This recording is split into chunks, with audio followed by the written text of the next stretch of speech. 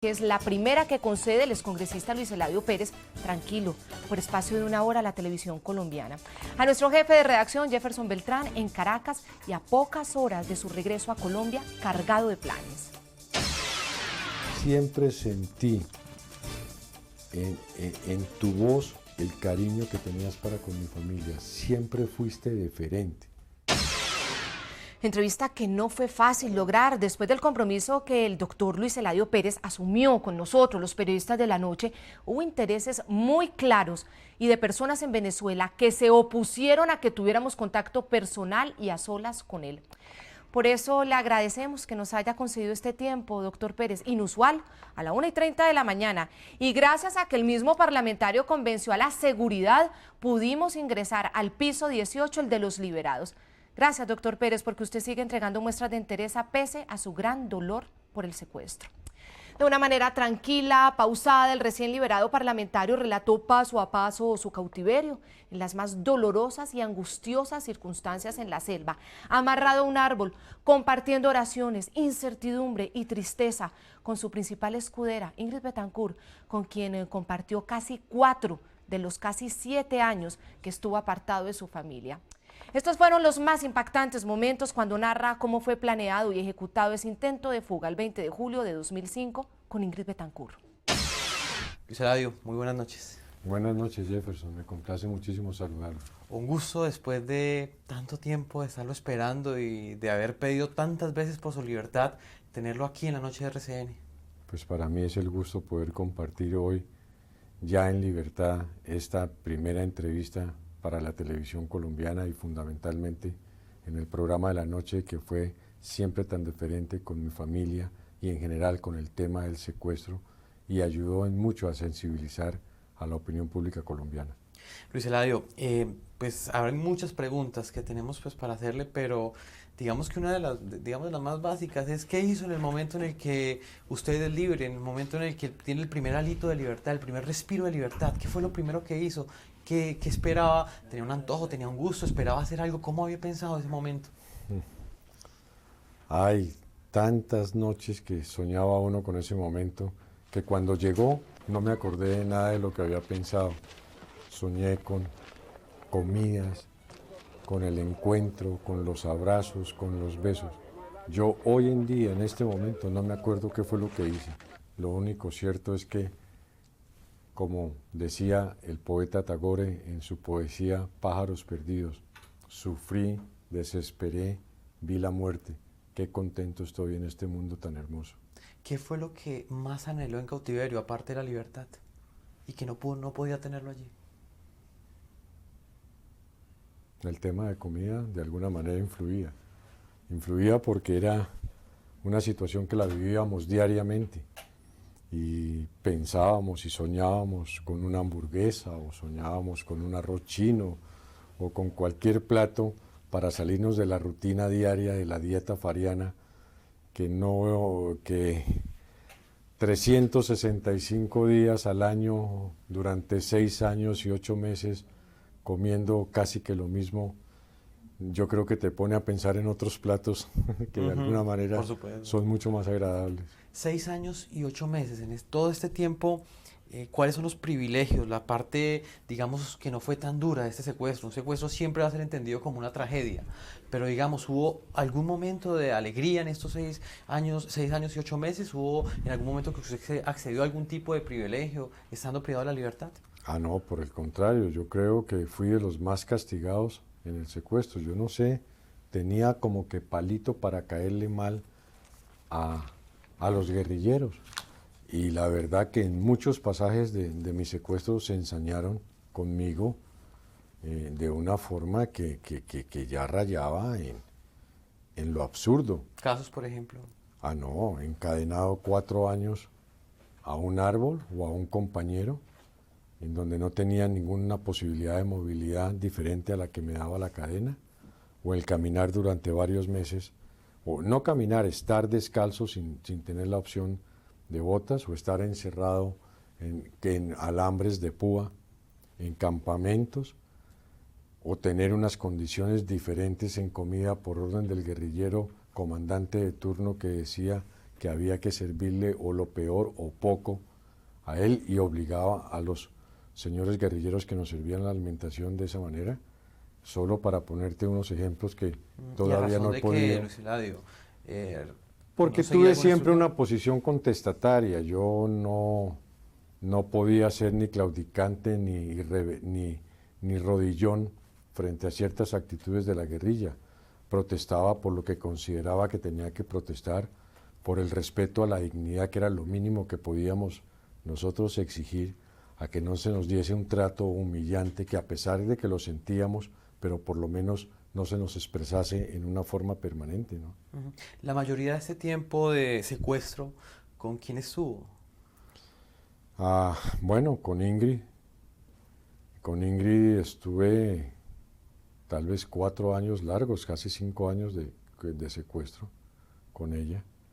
Yo creo que fue con la persona que más pude estar, porque con todos los demás fue por momentos, ¿no? Inicialmente yo estuve 2 años solo, muy cerca de la frontera con el Ecuador, al sur del departamento de Nariño, entre el departamento de Nariño y Putumayo. Posteriormente me trasladaron y me unieron con Ingrid y con Clara Rojas. Y luego a los 3 nos unieron con el grupo de políticos, Jorge Eduardo Hechen, con Gloria Polanco, con Consuelo González de Perdomo, con Orlando Beltrán, grupo al que se sumaron los 3 norteamericanos, Keith Stenser, Mar González y Tom House. Y permanecimos bajo el mando del comandante Martín Sombra, que coincidencialmente me entero que acaba de ser detenido por las autoridades colombianas durante 1 año, y en un campamento adyacente, una distancia de unas mallas y unos alambres de púa, estaban 28 entre militares y policías y el doctor Alan Jara. Entonces con ellos o nos veíamos a través de la malla, y en una marcha, después de ese año de convivencia, pudimos conocernos personalmente en el intermedio de las caminadas y compartimos con todos ellos de alguna manera un saludo. Al final de esa marcha nos dividen en grupos y nos ponen a Ingrid y a mí con 8 militares y policías. Permanecimos con ellos alrededor de 3 años, y a partir de julio del año pasado se suman los 3 norteamericanos y nos dividen en 2 grupos, a los 13.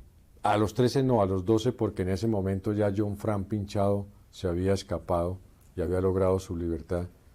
Y entonces habíamos quedado 12 y nos dividen en 2 grupos. A Ingrid con 5 entre militares y policías, y a mí con los 3 norteamericanos y con 2 miembros del Ejército Nacional. Ujú. Esta relación con Ingrid, pues la opinión pública colombiana percibe que fue una relación muy cercana.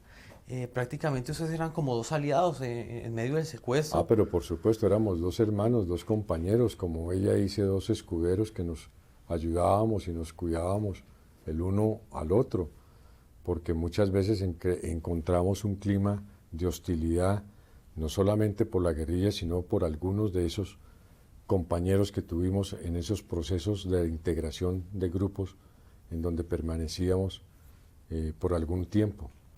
Luis Eladio, ¿por qué no nos relata la parte, esa experiencia que tuvieron usted y Ingrid? Tenemos entendido que hubo un momento en el que se intentaron fugar. No, nos fugamos. ¿Y qué sucedió? ¿Qué pasó? Bueno, pues en unas condiciones muy difíciles tomamos la determinación que un día cualquiera teníamos que hacerlo.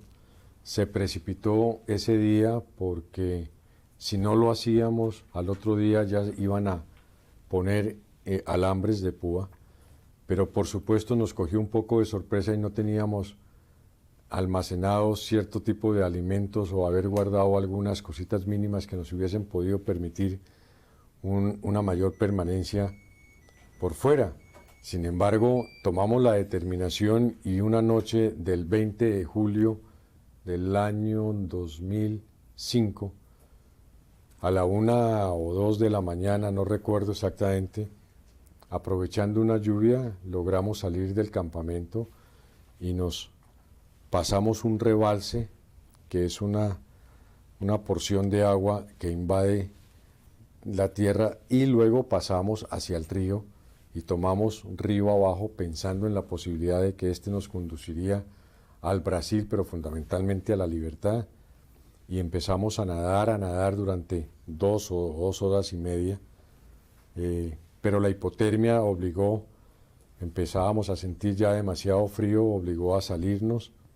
Logramos descansar durante el día y volver por la noche a nadar en el río. Ya no aguantamos las 2 horas, sino menos, y así sucesivamente hasta que el quinto o sexto día, las muy poquiticas provisiones que llevábamos y 3 anzuelos que nos permitió pescar, sobre todo a Ingrid, que era la que tenía una suerte increíble para lograr sacar pescados, nos permitió, se nos enredaron los 3 anzuelos y quedamos en una situación muy difícil. Yo empecé a sentirme un poco mal de salud.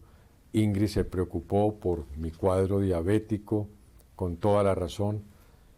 Y la verdad debo confesar que fui un poco inferior a esa tenacidad de Ingrid de persistir en que podíamos lograrlo, y al final tomamos la determinación y nos entregamos nuevamente a la guerrilla, y desde ese momento empezamos a sufrir una represión tremenda, encadenados a un árbol las 24 horas, sin las botas para poder caminar en los campamentos, en fin, ya una serie de circunstancias supremamente dolorosas que quisiéramos de alguna manera borrar de nuestra mente. Los comandantes de turno les prohibían a los guerrilleros que me dirigiesen la palabra, y que terminé casi que hablando con los árboles.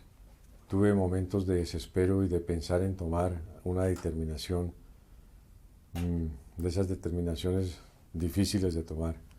El mismo sabor refrescante de tu Águila de siempre lo disfrutas por solo 1,100 pesos. Águila refresca nuestra pasión. El exceso de alcohol es perjudicial para la salud. Prohíbas el expendio de bebidas embriagantes a menores de edad. Que deseen la noche.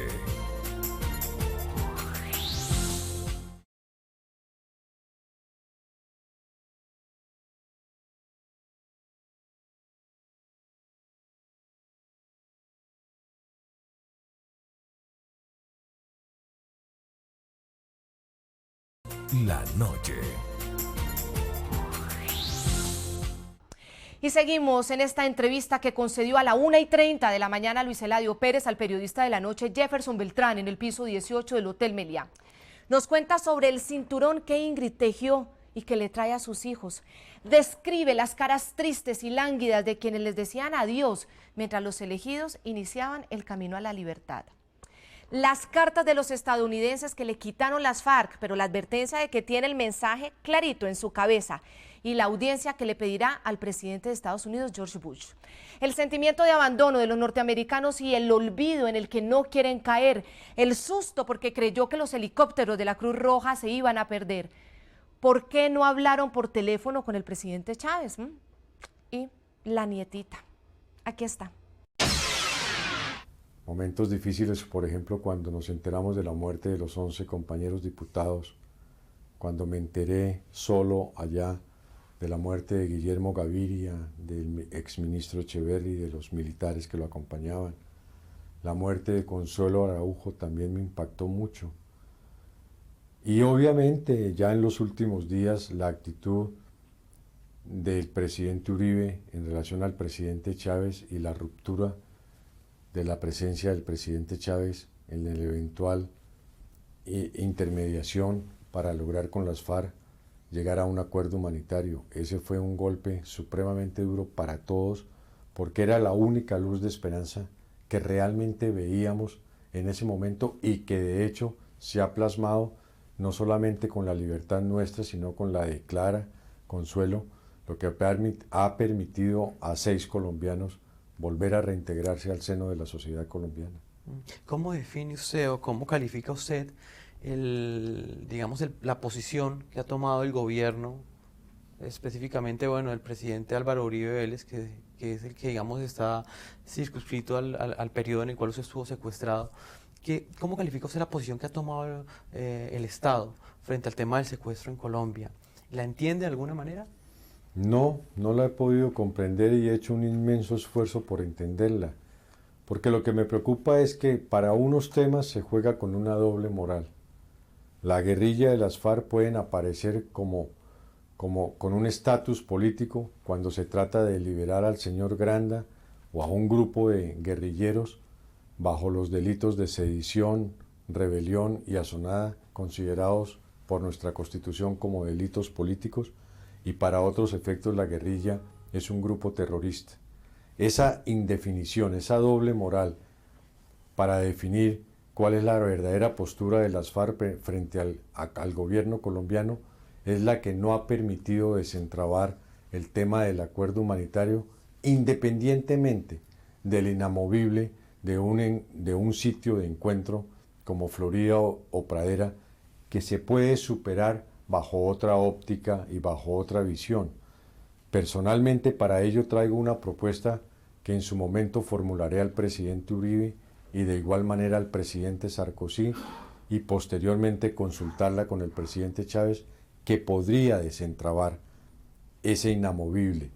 Pero obviamente tenemos que de alguna manera lograr que el presidente Uribe no solamente entienda que tiene que definir su postura en relación a la guerrilla de las FARC, su comportamiento político y el avance posible hacia un acuerdo humanitario, sino que tiene que asumir la responsabilidad histórica que tiene para con el país y para con él mismo de cumplir el mandato constitucional de velar por la vida, honra y bienes de los ciudadanos colombianos y salvar a 40 o a 45 compañeros colombianos, empezando por Ingrid Betancourt, que se están hoy muriendo en las selvas colombianas. ¿Esa propuesta fue preparada por usted en cautiverio?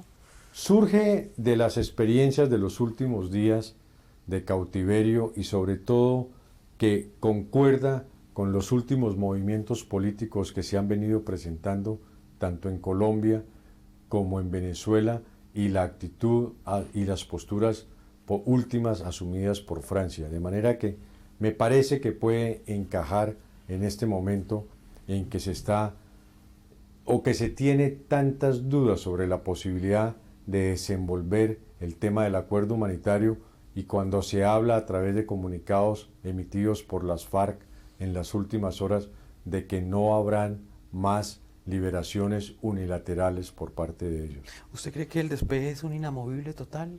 ¿Es necesario? ¿Es una condición sin la cual los secuestrados no pueden recuperar la libertad? Hay unas propuestas que pueden desentrabar ese inamovible sin necesidad de que se llegue al despeje y con el convencimiento y el visto bueno de las partes.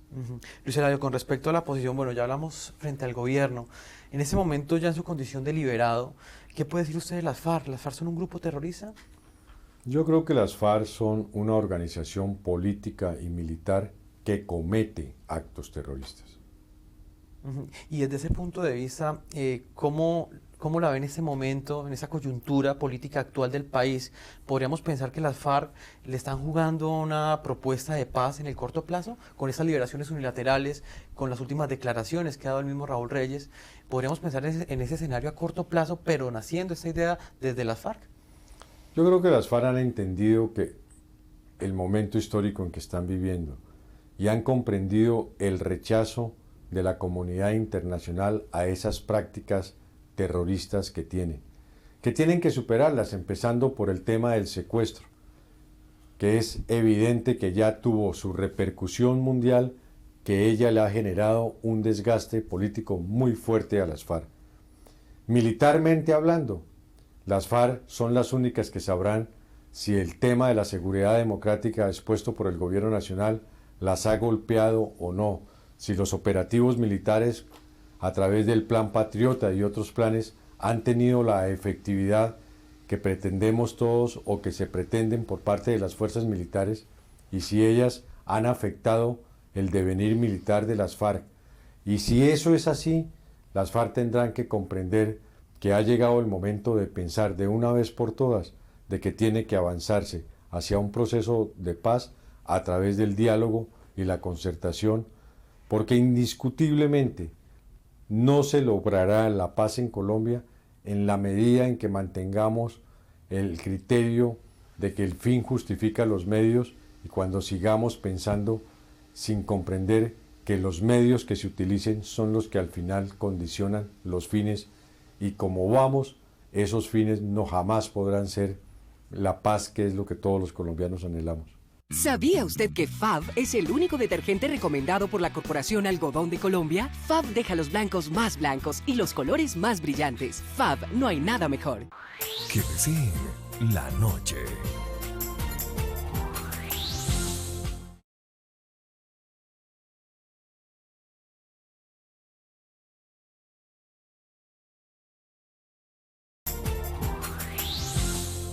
Luis Eladio Pérez finaliza su entrevista a Jefferson Beltrán, jefe de redacción de La Noche, con un conmovedor relato de su camino hacia la libertad y las lágrimas que derramó cuando pudo abrazar a su nieta.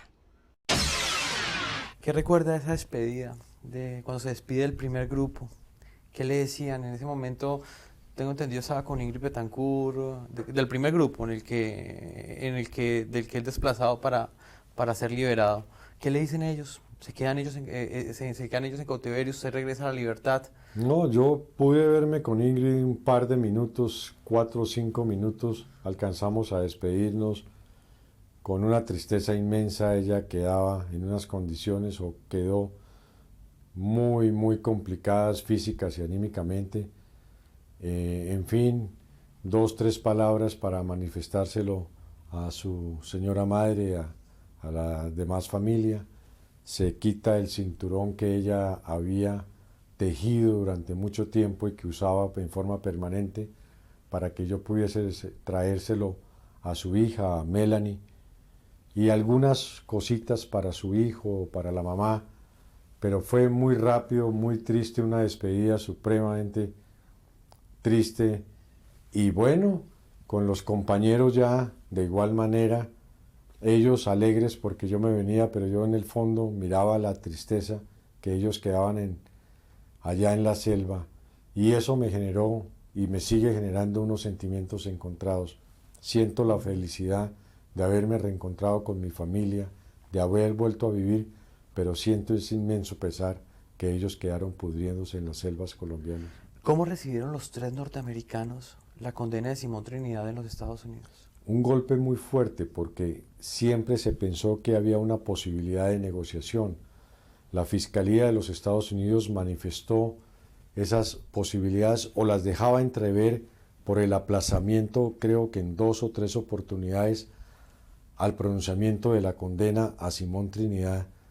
Y naturalmente, cuando se habla de 60 años, pues automáticamente los 3 compañeros norteamericanos pensaron o piensan que esa puede ser inclusive la misma actitud que puede asumir la guerrilla de las FARC frente a ellos. Pero me ilusiona y espero que a ellos también un poco las palabras que le escuché hace algunos cortos días al señor embajador de los Estados Unidos, donde manifestó que el gobierno norteamericano estaba dispuesto a revisar el tema de la condena de Simón Trinidad sobre la base, naturalmente, de llegar a un acuerdo que permitiese la liberación de Kit, de Mark y de Tom. Yo traía unas cartas dirigidas al presidente Bush, a algunos candidatos, a John McCain, al candidato Obama, a Hillary Clinton, a la presidenta del Congreso, a el diario New York Times, al Washington Post, con el ánimo de tratar de mover por parte de ellos un ambiente que permitiese tomar unas determinaciones y que no siguieran siendo secuestrados también por el olvido de las autoridades norteamericanas durante 5 años y pensar que su caso también podía resolverse dentro de este gran paquete que se denominaba acuerdo humanitario. Lastimosamente esas cartas, la guerrilla a última hora no me permitió sacarlas, pero tengo su contenido en el disco duro que todavía tengo en mi cabeza y espero poder en los próximos días viajar a los Estados Unidos a, si es posible, solicitar una audiencia con el presidente Bush y poder colaborar de alguna manera para que estos 3 compañeros puedan también recobrar su libertad. Bueno, me imagino que aún mantiene intacto y lo mantendrá intacto para toda su vida ese instante en el que usted está, bueno, según las indicaciones que dieron en la zona de Tomachipán, en el departamento del Guaviare, estamos hablando del río Inírida, una zona de raudales, una zona donde prácticamente es la entrada a la selva amazónica, porque muy cerca de allí se parte la Orinoquía y la Amazonía. Y usted camina y camina, se ve como una casita como de madera en la mitad de la selva, una zona donde están los Nucas Macú también, y ve ese helicóptero llegar. ¿Qué siente usted en ese momento? Primero que era verdad, porque hasta ese momento dudé mucho de la posibilidad de la libertad, a pesar de que ya había concluido la marcha que nos conduciría a ella. Y dudé porque efectivamente yo sí creí que estábamos cercados militarmente, como se expresó, o como lo conoció la opinión pública colombiana e internacional.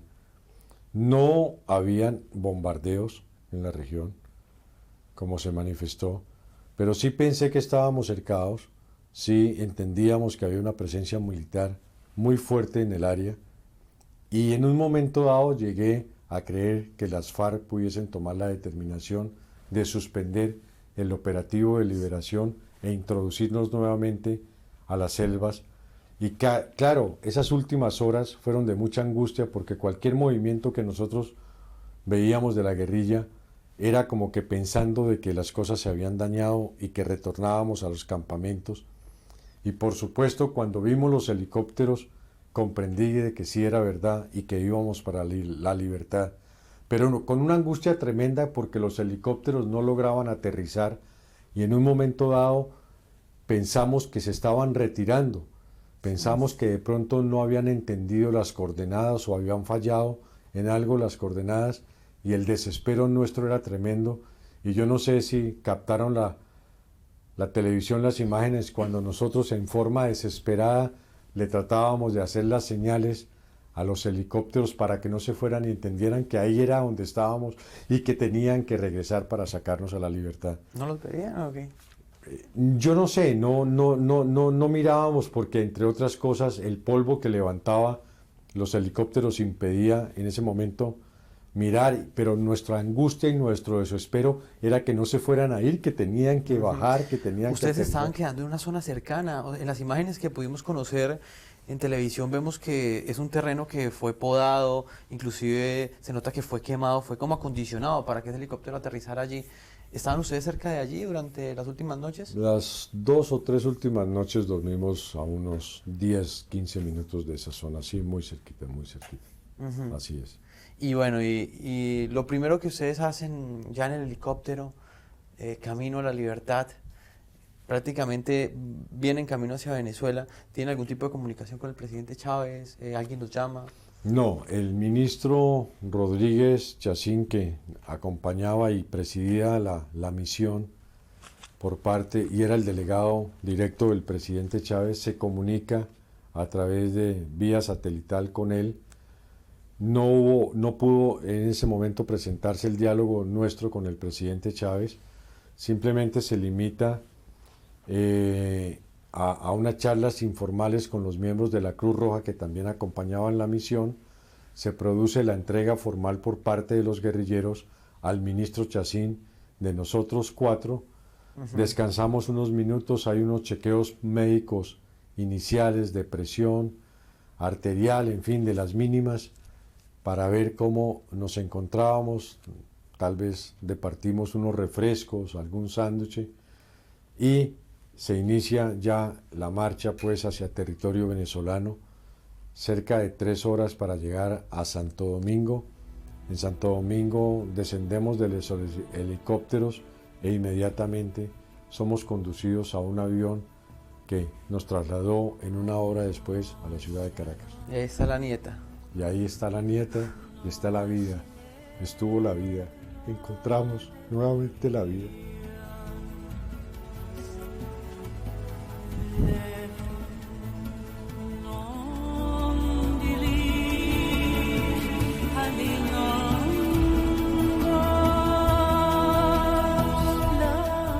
Antes de despedirnos, queremos preguntarles, creen que en manos de los presidentes de Francia, Venezuela, Estados Unidos y Colombia está la liberación de todos los secuestrados en poder de las FARC. Quienes deseen opinar, llamen ya a la cadena básica en la Torre Sonora. Ya está nuestro colega Carlos Octavio Bolívar. Estos son los números telefónicos en Bogotá: 320-0276, terminado en 63, 39 y 64. O la línea nacional 018-910393. Gracias por acompañarnos. Feliz noche.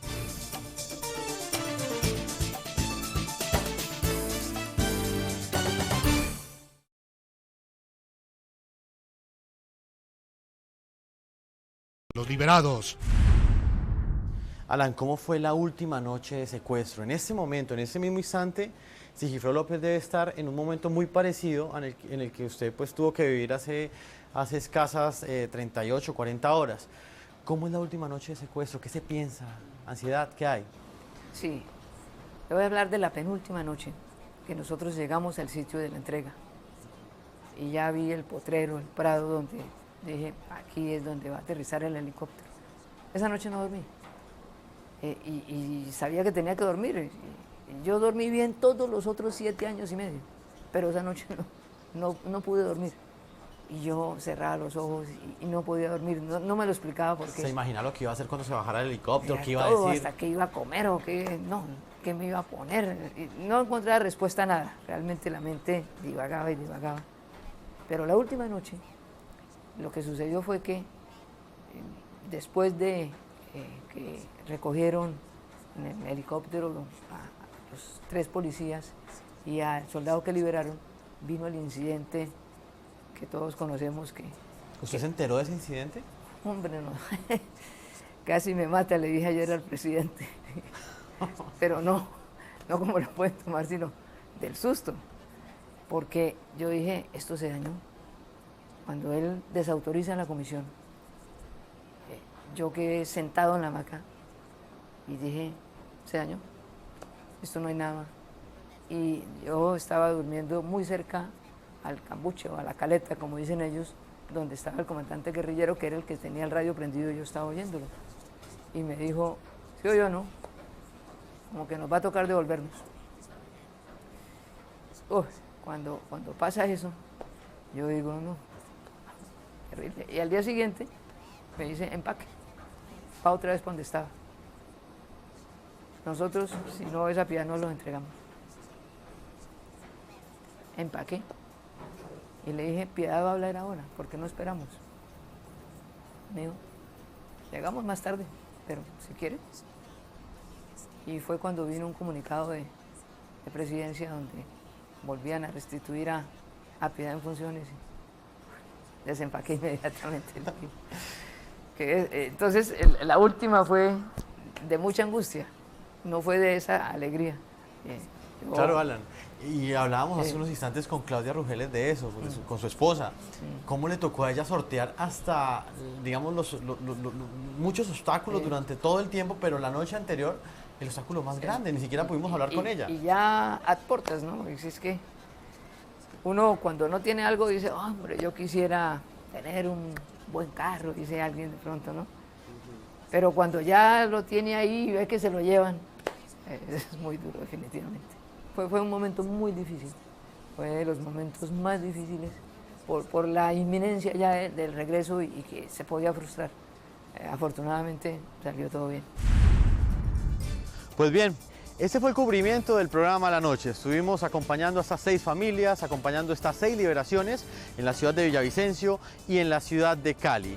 En las próximas horas se espera que aquí llegue el presidente Álvaro Uribe Vélez. Muy seguramente mañana visitará al exdiputado del Valle, Sigifredo López, y también estamos a la espera de conocer un comunicado que será emitido por la senadora Piedad Córdoba y que, según lo afirmó a nuestros micrófonos, le fue entregado por las FARC para darlo a conocer en los próximos días. Quienes deseen opinar a nuestro programa pueden llamar a los teléfonos que aparecen aquí en pantalla. Allí se encuentra nuestro colega Carlos Octavio Bolívar en la cadena básica de RCN. Gracias por acompañarnos. Feliz noche.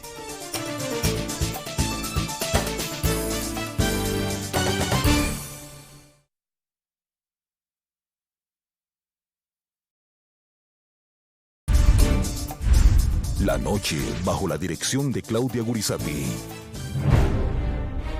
Esta noche, el testimonio de 6 años y 9 meses en poder de la guerrilla.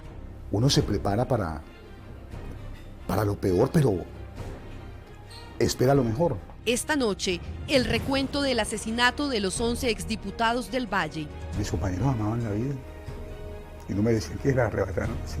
Esta noche, el análisis de lo que viene después de la última liberación unilateral. La única persona que ha dado resultado ha sido Piedad Córdoba. Seguimos en nuestro compromiso humanitario y en nuestro SOS por todos los secuestrados de Colombia.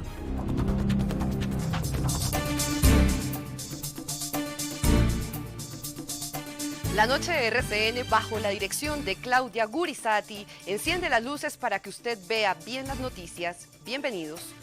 En la noche seguimos celebrando las últimas liberaciones de secuestrados ocurridas durante el último año. Imágenes que quedarán siempre en nuestra memoria y en la de todos los colombianos que seguimos pidiéndole a los secuestradores que devuelvan ya la libertad a los que tienen en su poder. Este mensaje no solo debe estar dirigido a las FARC, sino a todos los grupos al margen de la ley, que se creen en el derecho de privar a otro ser humano de su libertad. Hoy estamos felices porque sabemos que las marchas multitudinarias, las voces de presidentes de países vecinos y lejanos como Brasil o Francia han sido útiles, y también la incansable labor humanitaria de la senadora Piedad Córdoba, como también el interés y la aprobación del gobierno en todas estas gestiones. Todo esto permitió que finalmente las FARC accedieran a estas recientes liberaciones unilaterales. Pero los esfuerzos tienen que seguir hasta que todos recobren su libertad, hasta el último secuestrado de Colombia. Quedan 22 policías y militares esperando el turno para romper todas esas cadenas. Queda el coronel Mendieta, el mayor Duarte, el cabo Moncayo, cuyo padre ha sido el caminante, el luchador, el caminante por la paz, y muchos otros. Todos ellos siguen esperando que se abra otra puerta para que sus seres queridos puedan regresar. En la noche los seguimos apoyando en ese propósito. Quienes también han recobrado su libertad, como Luis Eladio Pérez, Oscar Tulio Liscano, Orlando Beltrán, Ingrid Betancourt, casi todos están trabajando en la búsqueda de nuevas fórmulas, conversaciones y acercamientos para ese mismo fin. Este también es el objetivo de Alan Jara y de Sigifredo López, quienes insisten en una nueva propuesta de intercambio humanitario. Nuestro jefe de redacción, Jefferson Beltrán, quien ha trabajado toda esta semana arduamente en este importante cubrimiento, acompañó durante casi todo el día al exdiputado Sigifredo López, con quien conversó sobre los dramáticos momentos que vivió desde que comenzó su secuestro y la agonía de perder a sus 11 compañeros de cautiverio. También ve como una nueva opción la aplicación de la Ley de Justicia y Paz para que los guerrilleros de las FARC entreguen sus armas y al mismo tiempo respondan por sus delitos. Buenas noches, nos encontramos en la casa de Sigifredo López. Él ha tenido la amabilidad de atendernos. Yo creo que para mí es un privilegio periodístico hablar con cualquier persona que recobre la libertad. Sigifredo, muy buenas noches y bienvenido al programa La Noche, que se escucha también en las selvas de Colombia. Muchísimas gracias a usted, a Claudia Gurizati, al canal RCN. Además porque siempre ha estado pendiente del tema de los secuestrados, del intercambio humanitario, y era reproducido en Nocturna de RCN entre 11 y 12, y a veces cuando no estaba dormido, el insomnio me impedía dormir, lo escuchaba, varias veces lo escuché. Bueno, Sigifredo, ya han pasado varias horas desde que usted recobró la libertad, no ha dormido casi. ¿Qué ha sido lo más bonito que ha vivido en las últimas horas, aparte obviamente de haber encontrado ese soplo de libertad cuando se bajó el helicóptero? Lo más bonito, todo, porque pues imagínese usted que uno se encuentra flagelado por la desgracia durante muchísimo tiempo. Y en el caso mío, 2.492 días soñando con eso. Y de repente esa realidad cruel que me azotaba se convierte en el sueño que esperé 2.492 días. entonces, muy feliz me siento, muy feliz. ¿Cuáles fueron las primeras palabras que le dijeron sus hijos? Noticias RCN captó una imagen donde usted se baja del helicóptero y bueno, mira para un lado, cuando mira para el otro y ve estos dos hombres ya, que usted los dejó como unos niños. ¿Qué pensó en ese instante? Pues reconocerlos, porque uno conoce el alma de sus hijos, pero en la adolescencia ellos cambian mucho. Y pues yo imaginaba que estaban grandes, pero no tanto. Están más altos que yo y entre otras cosas muy bellos, hasta pintas me salieron los pelados. Y imagínate yo tan feíto y ayudando a fabricar muchachos que... no recuerdo exactamente qué fue lo que dijeron, algo así como papá, un abrazo, y yo mi hijo, no recuerdo palabras, sino que recuerdo lo que sentí cuando los abracé y cuando los vi, eso. Es increíble. Sí, pero yo recuerdo que los mensajes que Sergio y Lucas le envían a través de los programas radiales, en algunos programas ellos le decían, como estos programas son a la madrugada, le decían, papá, acabamos de llegar de una rumba, o vamos de una rumba. Sí. Usted prácticamente desde la distancia, ¿qué pensaba de todo esto? ¿Usted sentía miedo? Yo cuando escuchaba esos mensajes decía, ¿qué estarán pensando Sigifredo? Imagínese estos pelados y que uno en la adolescencia es loco y acelerado y no toma prevenciones.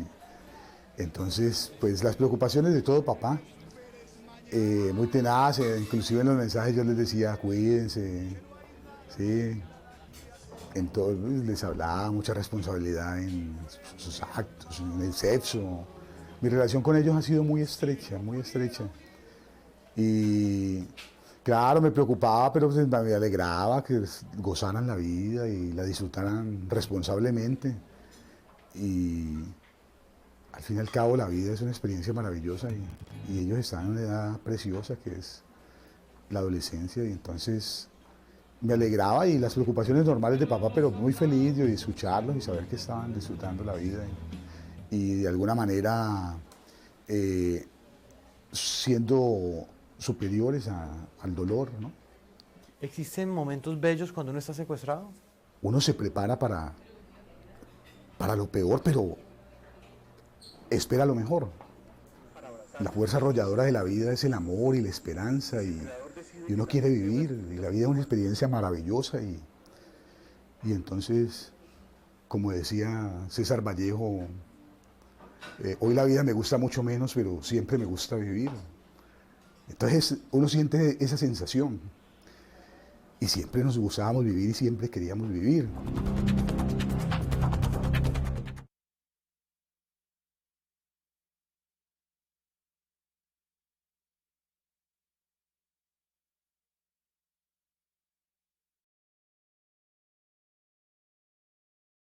Sigifredo, remontémonos al día de su secuestro, el momento en el que llega este comando guerrillero haciéndose pasar por miembros de la fuerza pública y se los llevan bajo un engaño a ustedes. Esa descripción no la tenemos todavía, nos gustaría saber cómo vivió usted ese momento, en dónde estaba, qué les dijo los guerrilleros, qué les dijeron, el momento en el que ustedes van en el bus y ellos les dicen, somos guerrilleros de las FARC. ¿Cómo se dio todos esos instantes previos a su secuestro? Mira que las cosas cuando se van a dar se dan. Esa noche yo había llegado tarde de unas reuniones, me desperté pensando porque el día tras anterior, martes, Juan Carlos era el presidente y me ha dicho, te ruego un favor, empecemos puntual la reunión. Y entonces yo le dije, bueno, listo, te prometo que estoy 10 minutos antes de las 10 que va a empezar la sesión, estoy sentado allá. Entonces yo fui de los primeros que llegó. Y estábamos, habían gente vestida de soldados. Y como aditamento, mi mujer tenía una cita médica y me dijo, ve, aquí estoy con el médico para esta vaina, que si puedes venir un momentico. Y yo le dije, no, ahora no. También, ahora no, porque voy a ir a visitar a doña Ofelia, que es una amiga concejal de Cali, que en ese momento estaba recluida en una clínica.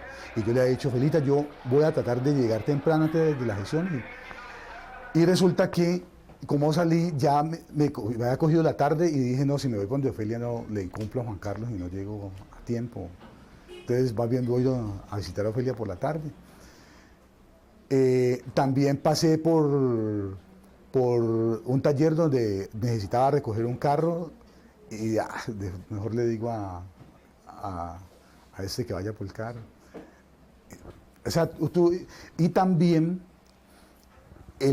para entrar al parqueadero era necesario para entrar en el parqueadero, dar la vuelta a la manzana, y siempre la dábamos y llegar al parqueadero. Y resulta que en ese momento me dio a mí, le dije, ¿sabes qué? Yo me bajo, para aquí yo me bajo, y andé guardado el carro y me bajé y entré a pie. Para cumplir la cita a Juan Para cumplir la cita a Juan Carlos y llegarle temprano. Ajá.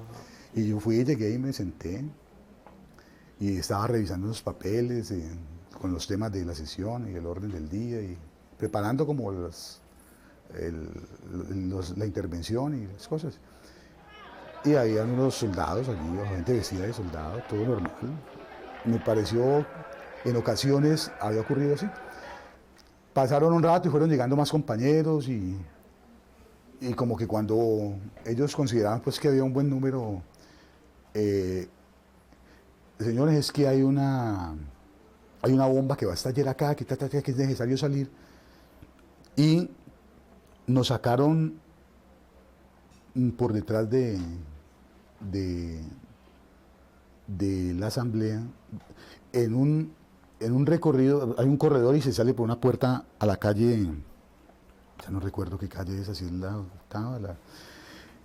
Allí un año antes, cuando hubo un problema de orden público a propósito de una reforma administrativa y había ocurrido lo mismo en una tanqueta del ejército, de la policía, nos habían sacado yo supuse, pues estaba repitiendo que iba a ser una tanqueta, y cuando llegamos allá era una buseta. Sin embargo, como ovejas al matadero, sanos, ingenuos, nos fuimos subiendo allí. Y además de eso, hubo otros compañeros que voltearon allí y ya habían desde la amenaza de bomba que vamos para la brigada, y estando allí, pararon la buseta y se subieron estando en la puerta. ¿Quiénes? Creo que fue Carlos Alberto Charri y fue Ramiro Echeverri. Y creo que Barragán, ellos tres se subieron, fue ahí cuando ya íbamos de salida. O sea que realmente éramos 12 menos 3, éramos 9 los que inicialmente subimos. Y recuerdo que Barragán, Charri y Echeverri, Ramiro, se subieron allí. Y después de eso, Carlos Barragán y Charri, ¿qué le dijeron a ustedes? No, pues... ¿Hablaron con usted? Hablábamos de eso y la conclusión es la misma, la desgracia se burla de sus víctimas. Así es, Sigifredo. Yo quiero saber, dentro de todo lo que usted vivió en los últimos 7 años y 10 meses que duró su secuestro aproximadamente, ¿qué conclusión tiene hoy de las FARC? ¿Usted cree que son un grupo terrorista, tal como lo define la comunidad internacional y el mismo Estado colombiano, o tiene otra percepción de ellos? Eso está absolutamente claro y resuelto en nuestra legislación penal. Quien comete un delito, digamos, alzarse en armas contra el Estado, es un sedicioso y un rebelde. Quien le quite la vida a un ciudadano es simplemente un asesino. Quien trafique con narcóticos es un narcotraficante y se le aplica la ley 30. Quien secuestre es un secuestrador que masacre a un criminal de guerra, un delincuente de lesa humanidad. Para mí las FARC son todo eso. Ahora, nuestra legislación hoy contempla una ley de justicia y paz para delincuentes de lesa humanidad y solamente 6 años y que se acojan a un proceso de paz. Entonces, si el día de mañana el mono Jojoy decide presentarse con un secuestrado, con todo respeto, desde el punto de vista jurídico, a mí me parece una equivocación decir que no le doy indulto, pero le doy libertad, porque es que el Estado de Derecho y la legislación hay que cumplirla. Luego ese señor tiene que pagar por lo menos con la ley de justicia y paz sus 6 años en una reclusión, ¿sí? Y no es que porque según secuestrado entonces le vamos a perdonar, pues no, señor. Sigifredo, ¿en qué consiste la propuesta de intercambio humanitario que usted trae para presentársela a la opinión pública y al presidente Álvaro Uribe? Yo traje una propuesta que la presenté ayer, no sé si ustedes la escucharon, de la manera más sencilla. Ha habido demasiado dolor. Muchas personas han intentado liberar a los secuestrados y no han podido. La única persona que ha dado resultado ha sido Piedad Córdoba. Gusten o no nos guste. Entonces yo propongo que no nos demos vueltas, que hagamos el intercambio de la manera más sencilla posible. Primero, las FARC ha dicho, aquí hay 22 que estoy en disposición de canjear. Que el gobierno, y lo ha dicho por internet, de la misma manera diga, aquí hemos estudiado la situación jurídica de los guerrilleros que quieren regresar a las filas y de una vez estos son los que podemos canjear. Hay una integrante de la sociedad civil, la única a quien las FARC, ¿sí? le han creído, le han confiado y han logrado algo que es devolver a la vida ya a 8 ciudadanos colombianos, con Clarita, Consuelo, Jorge Eladio, los compañeros que salieron, más los que salimos hoy. Salimos 4, 2, 6, más 6 van 12. Entonces, si Piedad Córdoba es la integrante de la sociedad civil colombiana que le merece, pues trabajemos con ella como facilitadora. Si Monseñor Castro, Luis Augusto Castro, es la persona de la sociedad civil que le merece confianza al gobierno, pues que trabaje como facilitador. Ellos dos no tendrán inconveniente en hacer la tarea. De la misma manera, Brasil y la Cruz Roja en la parte logística han demostrado éxito en estas, y confianza para las partes en estas liberaciones. Entonces, que ellos hagan la parte logística. Inclusive ya están designados unos negociadores. El doctor Luis Carlos Restrepo ha sido designado como negociador y también lo ha sido unos señores por parte de las FARC. Bueno, que ellos sean los negociadores. Los facilitadores hacen todo su trabajo de hablar con las partes, de mirar, establecer límites, condiciones, cronograma, agenda de la eventual negociación, y de la manera más discreta posible, que nadie se entere y dejarla casi completamente lista para que no vaya a fracasar. Y cuando ya esté lista, decir, se reúnen una semana en la hermana República de Brasil, que ha facilitado la logística, damos salvos a los negociadores por esa semana, que será improrrogable, para que se negocie el intercambio, y como vaya casi listo, que no sea prácticamente de nuevo, firmar y darle la buena noticia a los colombianos, y luego sigámonos dando hasta encontrar las condiciones objetivas que permitan sentarse a dialogar y hablar en serio de paz.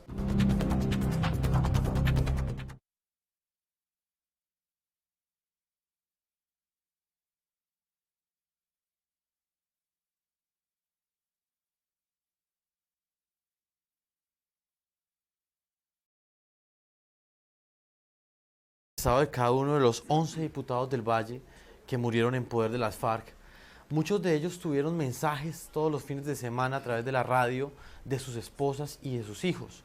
Esas esposas y esos hijos hoy esperan ese testamento que usted les trae, ese testamento espiritual, para que ellos el resto de la vida recuerden qué fue lo que pensaron ellos, qué fue lo que vivieron ellos en sus últimos días de cautiverio. Usted tiene ese privilegio de entregarle esas palabras a cada una de esas familias. Me gustaría que lo hiciera acá a través del programa La Noche. ¿Qué le diría o qué recuerdo tiene usted de Juan Carlos Narváez? ¿Qué testamento de palabras, de espiritual, le dejó a sus hijos y a su esposa? Juan Carlos adoraba a sus hijos y a su esposa, a su niña Danielita, adoraba a Junior, adoraba a Fabiolita.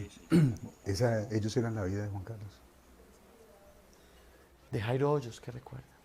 Jairo era el mayor de todos nosotros y era el más fuerte emocionalmente. No, ni siquiera lo entristecía ni lo preocupaba una mala noticia acerca de que se había derrumbado el acuerdo humanitario que estaba construyendo.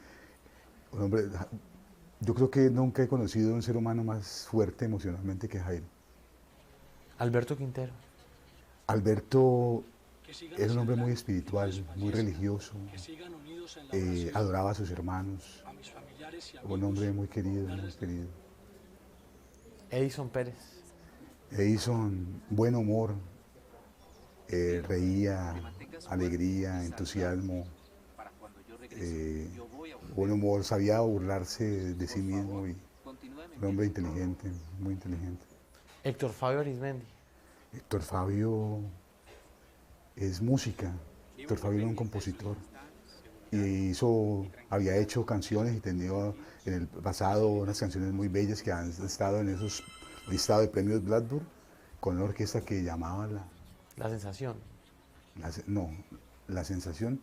Bueno, no recuerdo, pero Héctor tenía más de 86 canciones y cuando nos encontramos me comentó que se las habían quemado también. Adoraba a sus hijos. Héctor Fabio era música y amor para Camilito y para Sebastiancito y para Consolito, su esposa. Javier Giraldo. Pachito era bondad. Pachito era de esas personas que se sacaba, como dicen, la cuchara de la boca para dársela a otro. Pachito, bondad define a Pacho. Ramiro Echeverri. Ramiro, mi negro, era el pana, el cómplice. Se paraba en la cabeza. Yo le celebraba si yo me paraba en la cabeza, él también. Alegre. Un gran amigo, un gran amigo. Rufino Varela. Rufinito, un hombre muy inteligente, escéptico. Uno sabía burlarse de sí mismo, pero el humor era ácido y inteligente. Un hombre, Rufino, muy querido. Carlos Charri. Charrito era un hombre de carácter, entero, arrojado, adelante. Oh, es que todos. Naciancén Orozco. Nancho, paciencia. Nancho no lo perturbaba nada. Muy buen sentido del humor. Amaba a su Julianita, a Alejandro, a Rubio. Oh, es que todos son seres humanos excepcionales. Yo tengo que decirle que Emerson decía que todo hombre es superior a uno en algún sentido. Yo tengo que decir que todos mis compañeros eran superiores a mí en todos los sentidos. Y yo no puedo sino darle gracias a Dios de que me haya dado la oportunidad de conocer gente extraordinaria, almas grandes, seres humanos valiosos, muy valiosos. Eso es lo que yo puedo decirle a mis compañeros. Y el último de ellos, Carlos Alberto Barragán, un hombre que escuchó crecer a su hijo en cautiverio a través de la radio, un niño que creció siempre hablándole al papá y que estoy seguro que algún día, cuando ya crezca, pues va a sentarse con usted a hablar y le va a preguntar cómo fueron los últimos momentos de su padre. Barrita adoraba a su hijo, su niñito. Carlos Andresito nos cantaba rancheras. No, y la camisa negra, hombre, el niño de 3 años en la carrilera. Y esa era la felicidad y la alegría no solo de Barrita. Barrita le decíamos, sino de todos nosotros. Y pues, Andresito, yo tengo que hablar con él y decirle que su papá era un hombre digno, solidario, buen amigo y que siempre quería jugar a los carritos y a los muñecos con él y jugar con él. Más. Sí, Fredo, yo voy a finalizar esta entrevista, no sin antes decirle que admiro la lucidez mental con la que usted nos habla, una persona que se ha preparado y se ha estructurado durante todo este tiempo de secuestro y llega pues con propuestas nuevas para lograr la libertad de todos los secuestrados. Quiero que a través de las cámaras del programa La Noche usted le envíe un mensaje a estas 11 familias que estoy seguro que están muy pendientes en este momento de este programa y también están a la espera de reunirse con usted para que usted les entregue ese testamento espiritual que trae. Ellos, nos vamos a reunir con ellos, ya está programada una reunión con los próximos días y ellos saben que yo no tuve hermanos, pero en el cautiverio nos hermandó la desgracia y que ellos son mis hermanos y este dolor es demasiado como para olvidarlo de un tajo y toda la vida lo va a llevar y va a recordar a mis hermanos. Además de eso, los hombres que aman nunca mueren, dijo alguien por ahí. Y mis compañeros amaban la vida y no merecían que la arrebataran así. Entonces... Sí, Gifredo, este es un homenaje para los 11 diputados que fueron asesinados por las FARC. Muchas gracias por esa entrevista. Sí, disculpen.